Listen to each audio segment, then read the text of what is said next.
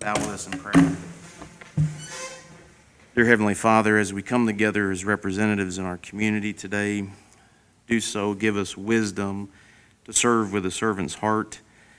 More importantly, Lord, we ask that the business owners, the families that have been affected by this virus in our community, we know that they are having pains, that we have a community that stands together under your faith and your love, that we do get through this together.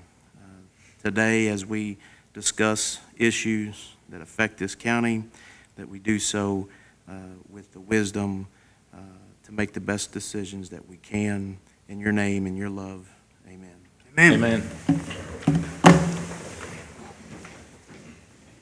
Pledge allegiance to the flag of the United States of America and to the republic for which it stands, one nation, under God, indivisible, with liberty and justice for all. All right.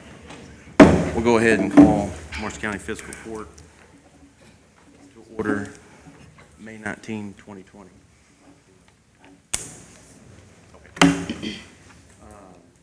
I'm going to jump to, because I know Chad's got a meeting in Calvert. So Chad McCann from Rivercrest. Good morning, sir. Good morning. Good to see you all again. See you. Yes. In a while. I found a barber, but it was myself. Wanted to give you all a status on the Southwest 1 project we got going on for the county. And also I wanted to talk to you about an extension of the contract time that we've received from the contractor and for the engineering services associated with that. Just real briefly, if you've driven by the site down there, you can see there's quite a bit going on. The contractor actually set the structure for the lift station, wastewater lift station, down there last week. Got that in the ground, and it's a pretty deep hole. Stay away from it if you go down there, but it's pretty deep. They're going to start building the gravity sewers out of it probably later this week and working their way up to the United Systems site.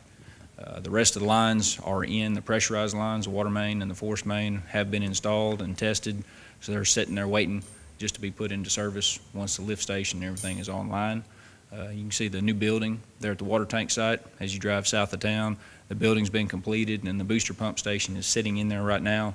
It's not online yet, hasn't been tested yet, but it's in there as well. So really what we lack is completing the final work on the lift station and then laying the gravity sewer out of the lift station towards United Systems, and also installing the interceptor sewer from the golf course over there to Wood Trace off Highway 58 through there. So quite a bit of work, but we're entering in a good time to build that gravity sewers, get a little drier weather hopefully, and make it a little easier on the contractor flowing through there. If you guys have seen it, talk real quick about the contract extension that we received from Mertco. Back last week, we received a request from them to extend their contract time by 90 days.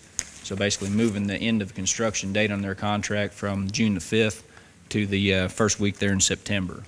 And the reasoning for that, obviously, some of it has to do with the COVID-19. There were some delays associated with that. I know you guys experienced some delays as well, but really just dealing with that, dealing with some suppliers, trying to get access to equipment, trench boxes for the lift station. They were delayed for a few weeks trying to get that and get their crane in there, and trying to schedule those things became an issue. And then weather is another note that they have in there.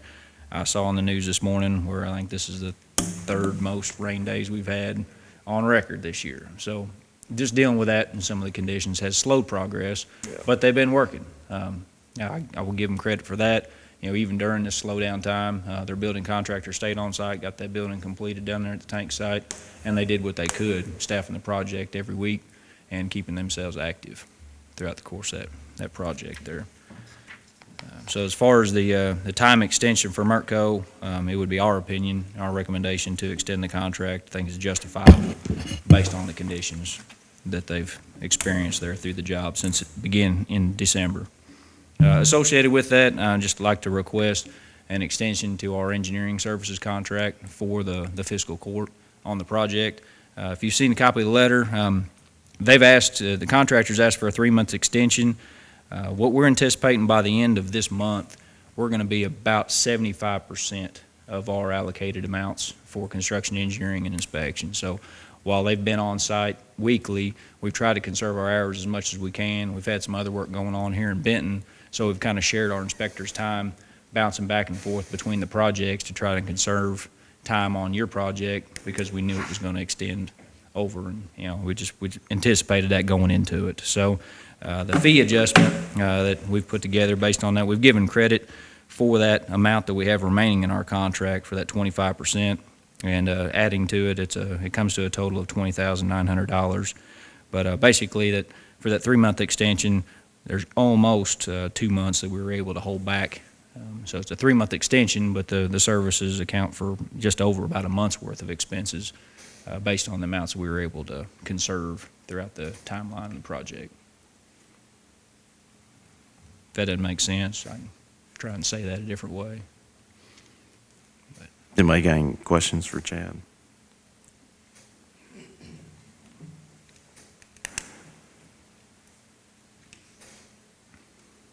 All in all, I think the project is going well, and the contractor feels confident they will get done in September. So I don't see it being an issue, and especially anticipating from dry weather over here, it should go pretty smooth. Not much in their way. If there's no questions, then the extension, we would need 2 motions, one extension for the contract for Merco, and then an extension for Rivercrest. Move we approve the extension to Merco. Second. All those in favor say aye. Aye. Aye. Any opposed? Motion carries. And I move we approve the contract modification with Rivercrest. Second. Second.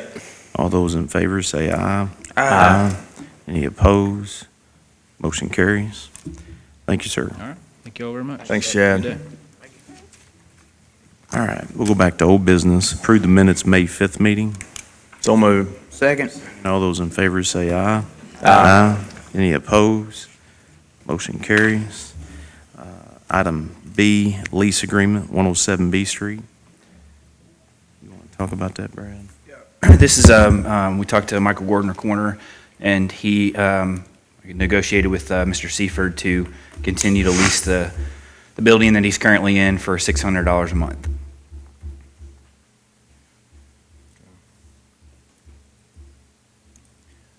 Move we approve the lease. Is there a second? Second. All those in favor say aye. Aye. Any opposed? Motion carries. Item C, the septic agreement on the multi-purpose building. The health department, speaking with them, one of the things that there's several things that we have to have. One, we have to have a contract to have the tank pumped out, and then we have to have a letter from the sanitation district. But this is the contract that's part of what's required from the health department. It's a 1-year contract. To perform the service on the this agreement is of the 13th day of May 2020 by and between Dwayne Stevenson, owner, AAA Septic Tank Service, hereinafter called the contractor, in Marsh County Fiscal Court, E911 call center, hereafter called the owner. Witness that the contractor and the owner of the conditions name agree as follows.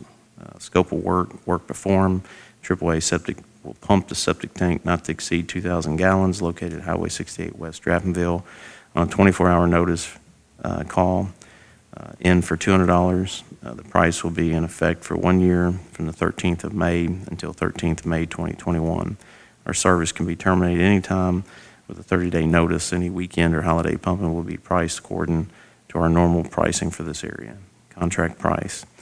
The owner shall pay the contractor for material and labor the sum of $200 per call and service. So that's the agreement. I move we approve the contract. Second. All those in favor say aye. Aye. Aye. Any opposed? Motion carries. Item D, that's the bid for Southwest 1. And I've asked Bacon Farmer Workman to be here today, Michael and Bobby. Good morning, gentlemen. Morning. I'm Bobby Dietz, BFW Engineering. A week ago today, we publicly opened bids for the Southwest 1 right turn lane and entrance road. We received 2 bids, one from Central Paving and Jim Smith Contracting. Just to run down, the difference between the bids was approximately $12,000. There was about a $600 error in Central Paving's bid, which lowered it $600. But there were some things missing in Central Paving's and some discrepancies. They were to include an affidavit, signed affidavit, and some paperwork in there. That was absent. There was a 5% disadvantaged business requirement, and while Jim Smith met that 5% requirement, Central Paving was at 4%. And there was, the entire bid proposal was required to be submitted, and Central did not do that also. Because of those discrepancies, and probably the largest one would be the DBE requirement. That's a federal funding issue. We believe we have grounds to go with the second higher bidder. And me and Mike was talking, is there avenues for both of these bids to be accepted and go through? But which avenue would be by far the easiest path? And that would be to go with Jim Smith Contracting. So that would be our recommendation, to accept the second higher bid. All right. Does anybody got any questions? I know I was there for the bid opening, and Jim Smith had a representative there, and if that means anything, but. I move we accept the recommendation of Bacon Farmer Workman and go with Jim Smith Contractor. Second, all those in favor say aye. Aye. Any opposed? Motion carries. Appreciate it, gentlemen. One other I want to note, this is a unit price contract, so the final bid price will be adjusted by actual quantities installed and constructed in place. Yes. And a portion, if you remember, we had DRA funds and discretionary funds for these projects, so appreciate it.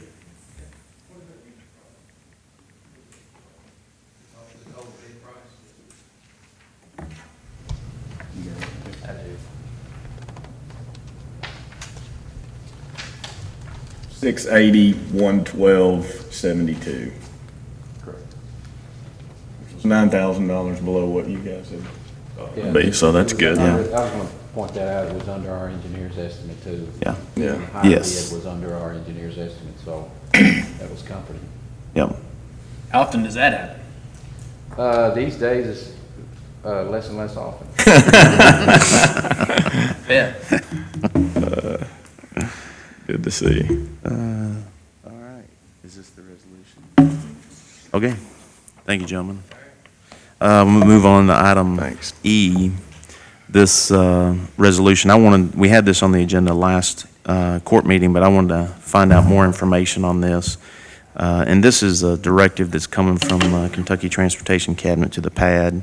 And so there apparently Marsh County doesn't fall into this category, but as far as discretionary funds with counties, and this is a statewide initiative, but discretionary funds, they want to make sure that those monies go to the roads that the county or cities own.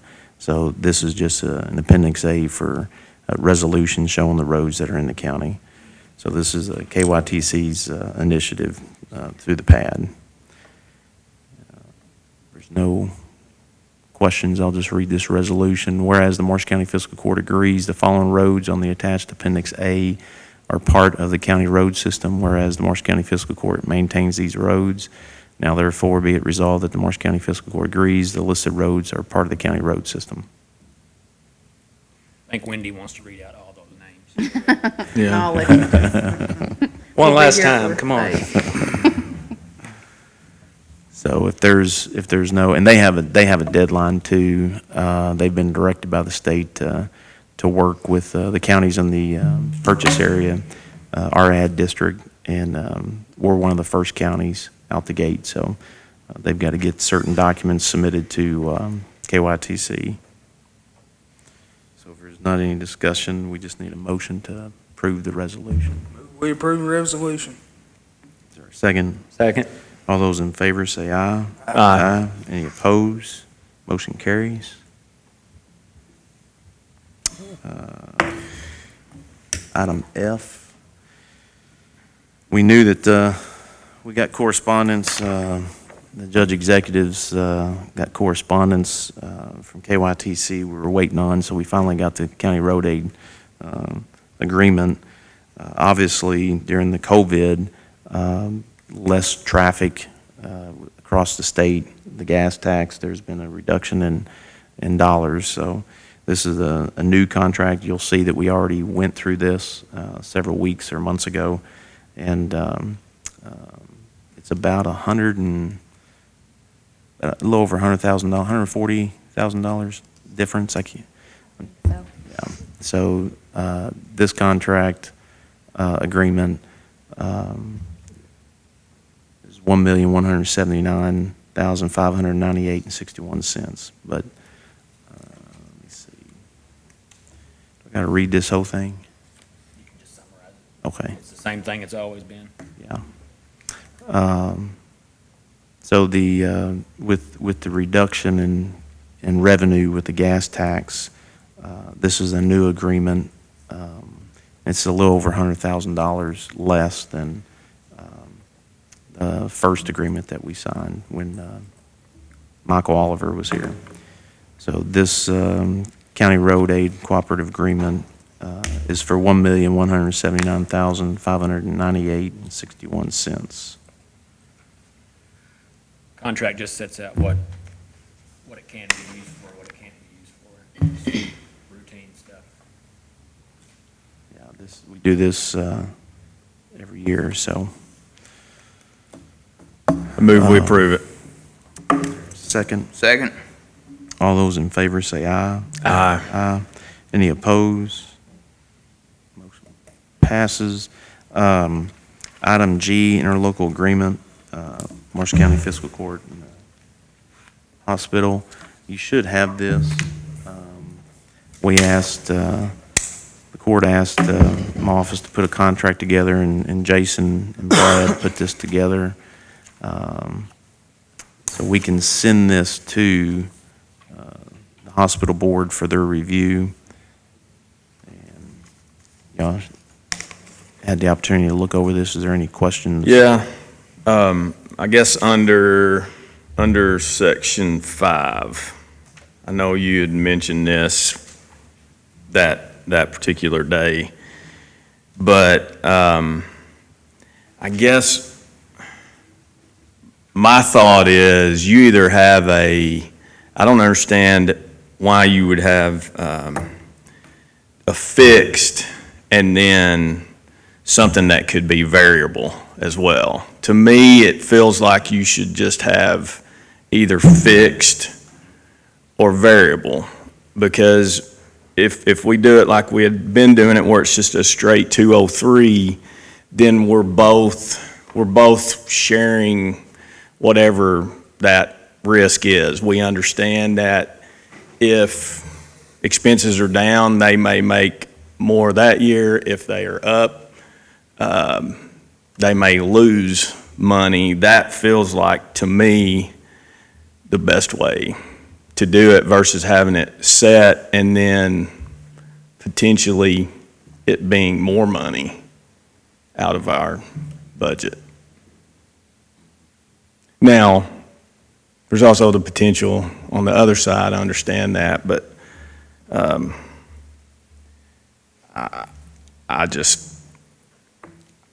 feel like the way that we were doing it before was the correct way. I understand wanting to know the financials and all that kind of stuff, but I'm not sure I agree with that piece of it.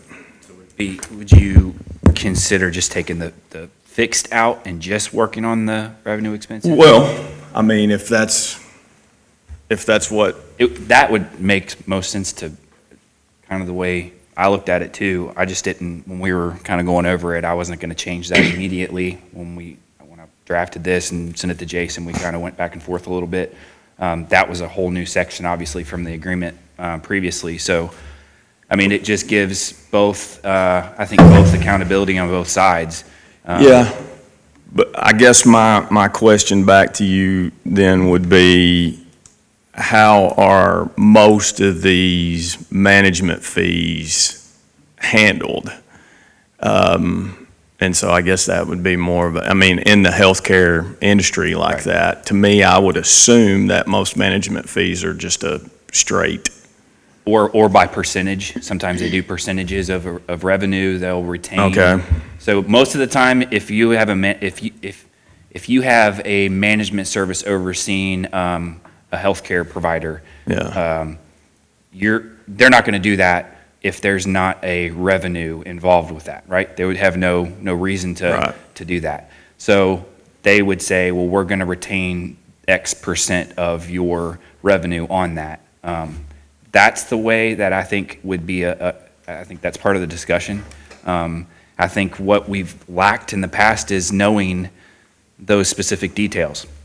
We don't know what the revenues and expenses are specifically for the ambulance. When we ask the question, they give us they can't determine it because of all the overarching, the blankets, like your insurance that has to Yeah. do. But I know you can do it. I've seen it done.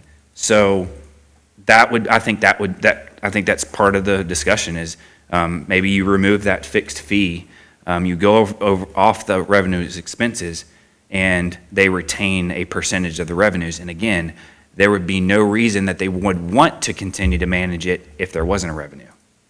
Yeah. So what would you, I guess if you do that, you're wanting to do it quarterly.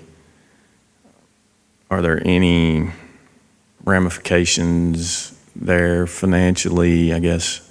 I mean, what they deal with is getting that money from the insurance company. So, what they actually generate during that quarter is probably from the previous quarter, what they actually bring in. So there's going to be a delay there. You're not going to get that quarter's revenues. It's going to be, I think it's a 90-day that they get from the insurance company, that's their window to receive payment from insurance. So, but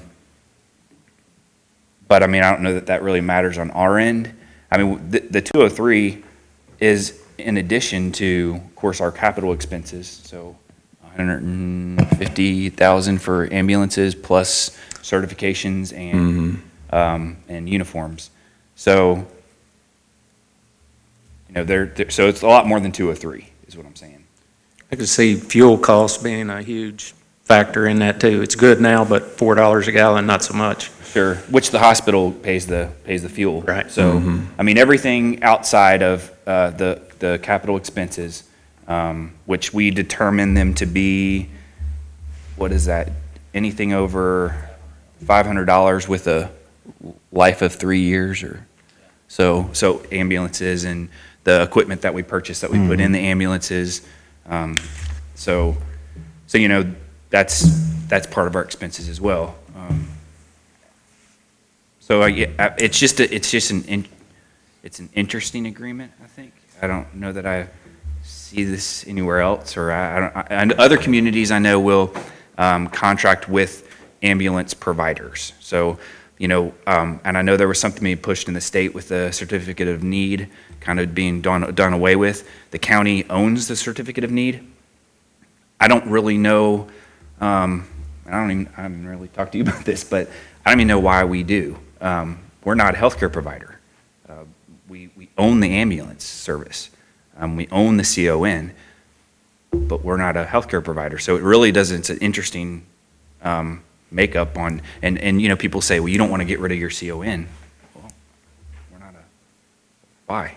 I think our involvement comes from the inception of the Sure, service. sure. Back in the late 70s. 70s, yeah. 74. When Miller took office, first day he took office. That was And his that's first probably, task. that was probably an appropriate decision then, that was probably the way to set it up. How do you get an ambulance service within your county? Well, that's how you do it. Today, you've got multiple healthcare providers, you've got hospitals that will run ambulances, but they own them. They own the CON for that ambulance service. Because at that time, the funeral homes ran the ambulance service, and when Miller was elected, they come in and said, we're not doing it anymore, so the county stepped in and took it over. And that was the decision because they wanted to make sure that we had a ambulance service in the county, which I agree with 100%. But I think that's just part of the discussion. I think that at the minimum, we wanted to look at a new agreement with the hospital. We tried to do this back in 2016.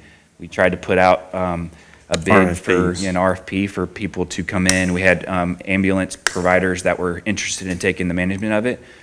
So we learned a lot from them. I don't know. Overall, I think this needs to be looked at because obviously, as we just stated, back in the 70s all the way up to the 80s, as they've transitioned, we got the CNO, but the employees are now hospital employees. There's been a lot of changes, but, this agreement, it's close to 20 years. We're sitting at 19 years. We don't have a signed copy of the agreement. And then when we did sit down in 2016, we just wanted to know what the ambulance service, what is it grossing as a service in our community, because we are committing in our budget quite a bit. I think it's close to $200,000 as far as equipment. And then when we sat down with companies that's all they do, those management agencies, they're not a hospital, although there are agencies that are hospitals that run ambulance services, but there are management services out there that's all they do is ambulance service. You've got companies or agencies that they are actually paramedics, former paramedics, so they have the work experience and the history working in that industry, knowing what those employees needs. And we saw an opportunity to where we can look at this and work with the hospital or a management agency to where there's a cost sharing. Because right now, I don't think there's anybody here that can say how much the ambulance service is actually making. And as a partner in a contract, I think we should know how much they're making. We know that there's going to be peaks and valleys, but if we're going along and it's not like it used to be, and there's revenue, are those revenues going back into the hospital, or are they going back into the ambulance service? And that's what we wanted to look at. That was, I know when I campaigned then, I had folks that were actually working in that industry saying, they were short this, they were short that. And if you look at the upgrades that we've done with the equipment over the years, we've put a lot of money into that service to help those that are actually, I remember when they had to lift me on the gurney. I'm a pretty big person, and I could hear hear them groaning when they were lifting me on the gurney. So getting that striker system for them is something that we would not have known. None of us would have known unless it was brought to our attention that is a back-saving piece of equipment that makes a happier employee, that makes better service that we're going to give to the community. But we don't know. I can't answer those questions. I can't get that information. We did sit down with Mr. Fuqua back in 2016, and it was like chasing a tail. We didn't get that information. And I think that as a partner in this agreement, we should have that information, especially if we own the CNO. So, but this is why we're discussing this. If we want to, make some modifications to it, if it's a fixed agreement. If we look at it as a fixed agreement, I think that is $203,000.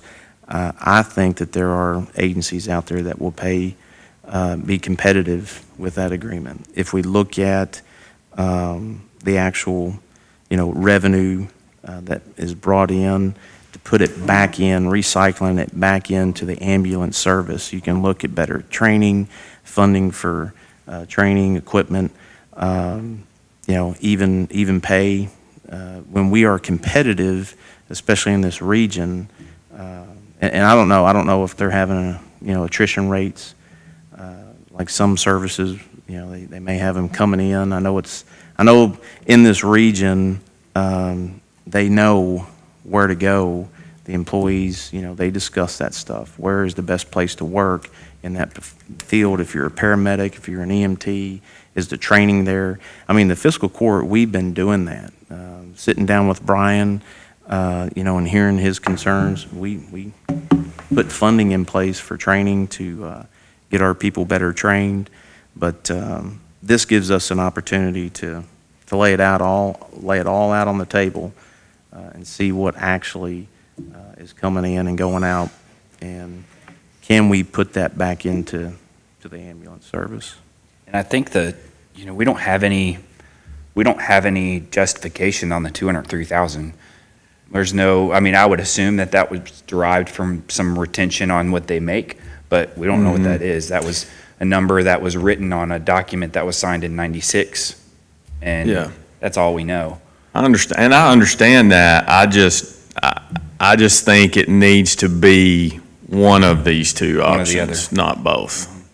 And I feel like that needs to be, something that is, I don't want to vote for this the way it is and then it be sent to them and them not agree and send it back to us and I not have a way to change that. Sure. Yeah, no, this is to get this on the table for Yeah. us to discuss like we're doing, because I think you bring up a great point, because for us to make a decision, either a fixed or, we have to be able to see those Yeah. numbers. It'll help us make a better decision. And even if you were wanting to make the decision on this, you'd want to see those numbers Yes. first too, because we would want to know, do we need to budget for potential losses?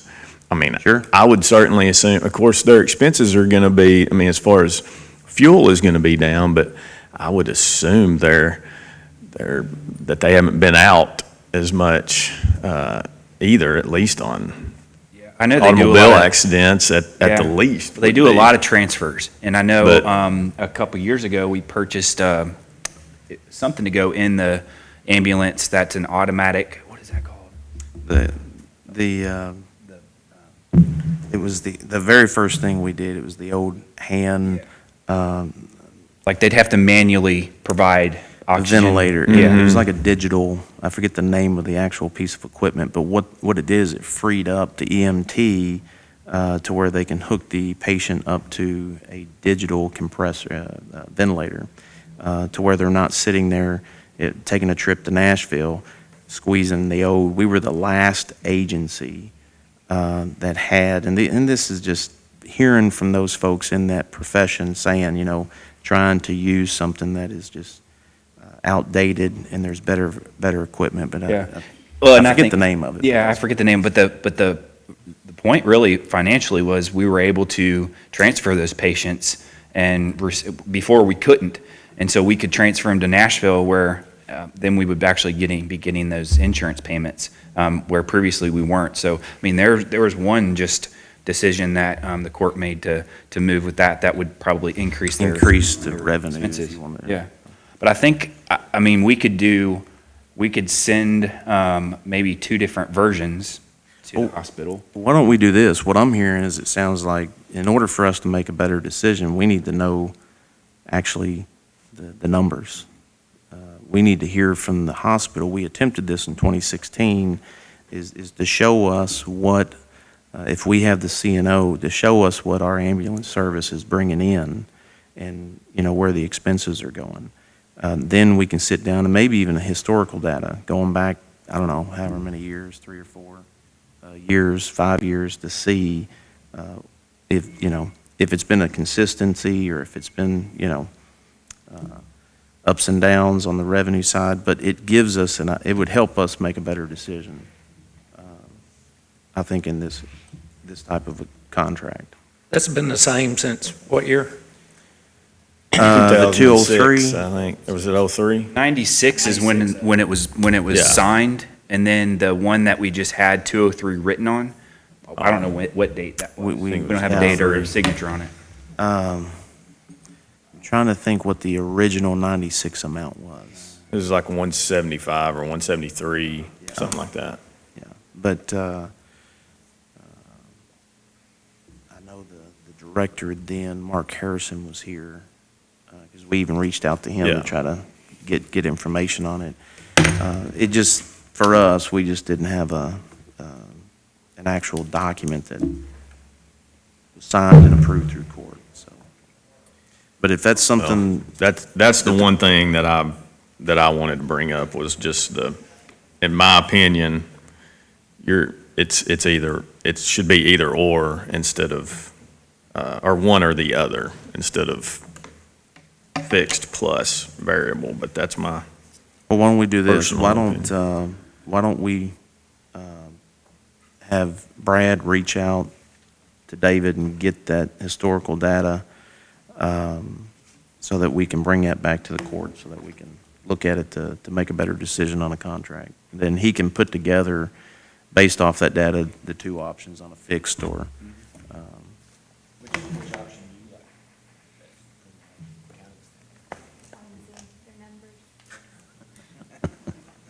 Well, how many years you want to look back? but I would also say you would probably prefer to know that it was a fixed though, right?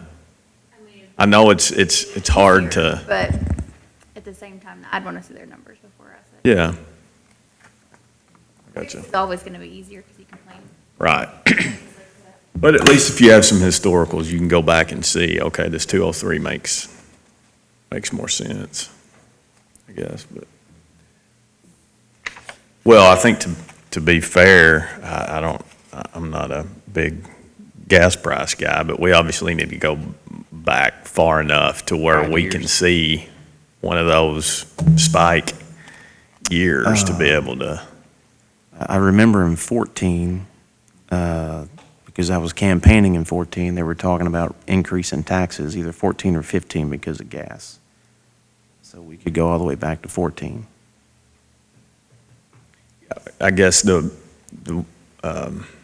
one thing that would be different, all of those employees are switched now. Were they in 2014? Would that be? We had one. You still had one? Yep. Which So I there's would going to think, be some, I think you can I mean, separate they're- that out. I They're mean, going to have to, Yeah. it's going to take some work for them to be able, and I understand that if you've got group policies and different stuff, but, yeah. Do we need an action on that, or just a directive? No, you don't need an action item if there's still going to be some fact-finding done, Okay. so, yeah. We'll get as much information as we can to bring back to the court so that we can get more in detail on it. But, no, I think this is, this draft agreement is just a start,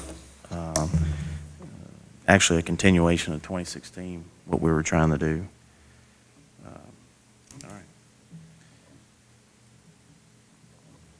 right. Move on to item H, Johnson Creek Hardened Water. I've got the email. Basically, let me give you a rundown. Jonathan Creek actually, and this is interesting, I know when I first came in the office, one of the things with our infrastructure, of course, you have the pad office. They keep up with, just like we did the resolution, they keep up, they're contracted through Kentucky Transportation Cabinet to keep up with our roads. They're also, with the projects, both water and sewer, they're contracted through DLG as well. And I remember one of the first conferences that we actually attended, that's when we met Roger Rechtenwald and I think it was Scott Brown, not our ABC Scott Brown, but a gentleman that worked with DLG. And what they were talking about was infrastructure that goes through, and it's not just in our community or our region, it's across the state, where you have water lines and sewer lines just going through you may have a county water district that goes through a city incorporated limits where you got, and essentially that's what we have. We have Hardin water line, which they get their water from Benton, and then you got Jonathan Creek that goes right through Hardin. And that conference, the discussion was how do we manage and identify the lines going through these jurisdictional boundaries. But in that discussion, there was a lot of information that helped us as far as sewer lines. I bring that up because Benton, or Hardin and Jonathan Creek, the water lines literally are right beside one another. And the discussion, we had a meeting, and that's in Justin, I think that's in your district. Yep. We had a meeting with the mayor of Hardin, Jonathan Creek, members of the board, last year to discuss as a redundancy, really, because Hardin gets their water from Benton, and at times if Benton, has to say cut off a line to do a repair or do boil water alerts, things of that nature, to give the city of Hardin a redundancy or an option to have another water source. So Jonathan Creek water and Hardin water lines are literally right there. The discussion was to put a meter and tie the two together so that if that were to happen, the city of Hardin could just switch to the Jonathan Creek line and they could still get water to their residents in Hardin. At that time, it was discussed, obviously funding is always an issue, but at that time it was discussed if the two, the city and the Jonathan Creek Water Board, and I know Jason, you still sit on the city, they had discussed tying those two in together. We just heard from Jonathan Creek a couple weeks ago that the city took action to go ahead and do that. Right before COVID hit, there was a tentative agreement in place, and we were waiting on some engineer reports, but then COVID hit and things kind of hit a standstill. We're meeting again tomorrow for our regular city council meeting, and I'm thinking that that's probably going to be on the agenda. Okay. Yeah, that's the plan. And if that goes through, then what you'll also have, in addition to the benefit of Hardin having a second source, is that all of the water producers in the county are going to be tied in together. I know that's a big issue out there with water outages. I know last year alone, I don't know the exact number, but several times the city of Hardin surrounding areas was out of water and, a day or two. And, that's a major inconvenience. If they got a secondary source to hook up, it would be good for the citizens out there. So y'all are meeting tomorrow night? Tomorrow afternoon. Or tomorrow afternoon. One of the things that we had discussed, I think the cost, it was less than $7,000 to hook these two districts up. And the county stepping in to help however we could, to where, and I agree with Commissioner Lamb that, especially under COVID where most people are at home, if they don't have water, it's a big inconvenience. So redundancy across the county would be great, but I want to say it was 6,000 and some change. I don't have the actual. We didn't print the email off. It wasn't much. I believe it was 6,000 is what David Lovett told me. 6,000. Yeah.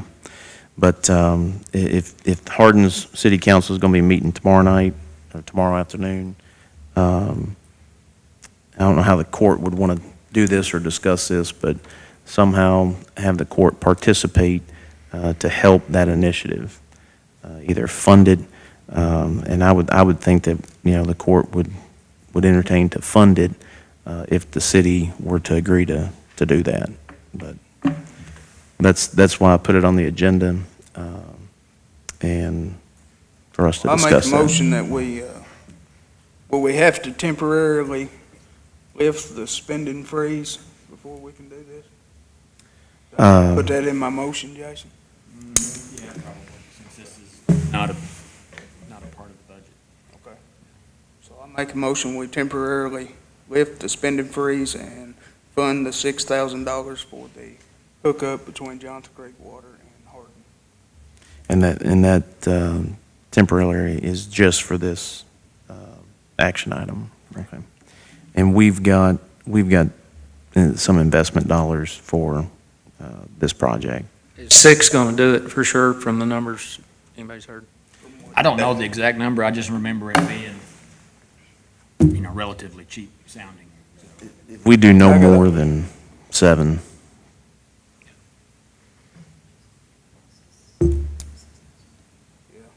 David Lovett, I ask you. Okay.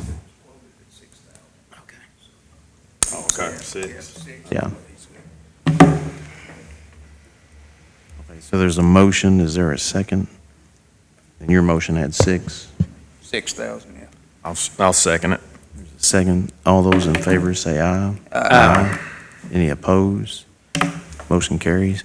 And if you can just let us know, let me know, and or send an email out to all of us and let us know what they O'clock tomorrow decide. afternoon. Okay. Item I, bid advertisement, judicial building janitorial. You want to talk about that, Brad? Yeah, if you guys remember when we approved Magic Steam, it was for the remainder of the fiscal year, so we need to see an advertisement or approval to advertise for bids again. So move. Second. All those in favor say aye. Aye. Aye. Any opposed? Motion carries. Annual bids. Did you guys get my email yesterday afternoon with this document? Did I not send it to them? I may not have. So yesterday afternoon, Wendy and I opened up all of the annual bids. And I think it's on your drive.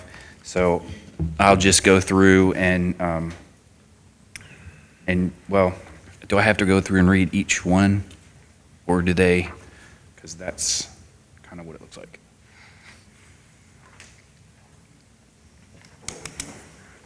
Or just say this is who the lowest bidder was, and they can make those. Last year, we just said the It's low in bidder, there. but It's in the commissioners. Okay. Is that yellow? Well, Okay. So, yeah, so all we have to do, I can tell you who the low bidder was for each item, and then you can make motions on that. Does that work for you all? Okay, so for culverts, 2 bidders, it was Hagenstone Wholesale and Metal Culverts, Inc. And Metal Culverts, Inc. had the low bid for every culvert. Wendy, you've seen all the bids, right? yeah. Do you have any issues with the low bidder on any of these? The only one that I was concerned about is when we get down to our grease and oil and stuff. We usually try to stay with the same person that we get our fuel with, and, if they've got some of those bids too, like the oil and grease and antifreeze and all of that. It's kind of split this year. Yeah. Someone got the fuel, and then It's split on the oil, which I'll tell you who the low bid, and then, well, you'll see what happens with that one.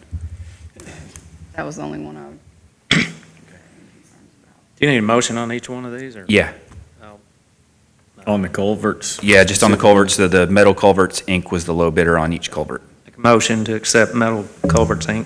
Second. All those in favor say aye. Aye. Any opposed? Motion carries. Next one on to your right is road striping, and that is per linear foot, 12 cents, and it was Brim Striping Company. That was the only bidder. Move we approve. Second. Second, all those in favor say aye. Aye. Any opposed? Motion carries. Paving was only one bidder, was Jim Smith Contracting, and he was the only bidder. Move we approve. Second. All those in favor say aye. Aye. Any opposed? Motion carries. Next was rock. There was one bidder, Vulcan Construction Materials. So move. There's a second. Second. All those in favor say aye. Aye. Any opposed? Motion carries. Fuel, we had 4 items for fuel. We had, and 3 bidders, Heritage Petroleum, Midwest Terminal, and Max Arnold and Sons. For each one of the fuels, Max Max Arnold and Sons was the lowest bidder. Move we approve. There's a second. All those in favor say aye. Aye. Any opposed?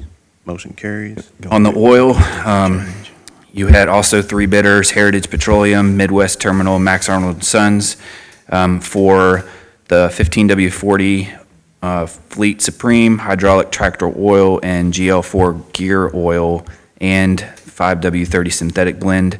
Max Arnold was the low bidder, but for transmission oil, DEF additive, and antifreeze, Midwest Terminal was the low bidder. The difference, really, $50 for the transmission oil. Max Arnold was higher.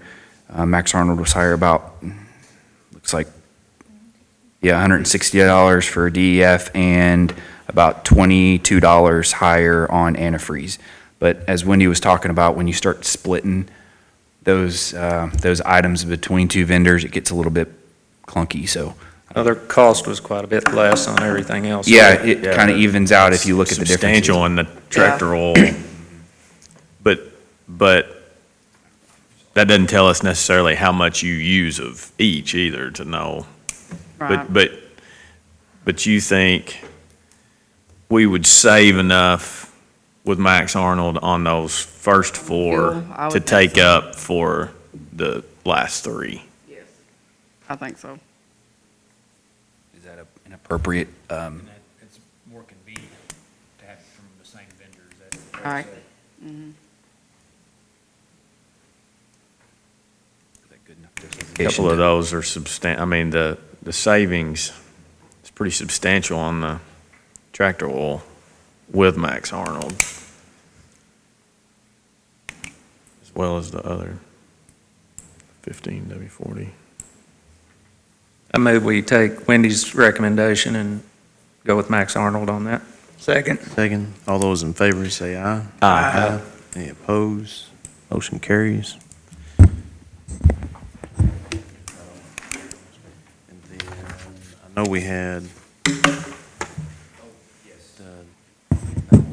Yeah, we had the bid advertisement for the 911 CAD was, it expired yesterday at 4:30 and there was no bids. So at that point, we can move forward with whoever we want really, because we went through the procurement process.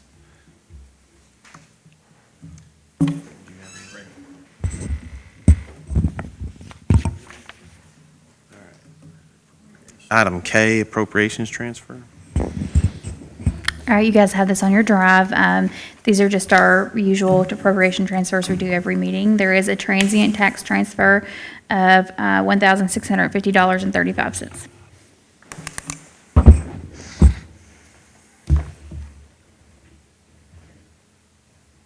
Is there a motion to approve the appropriations So transfer? move. Is there a second? Second. All those in favor say aye. Aye. Any opposed? Motion carries.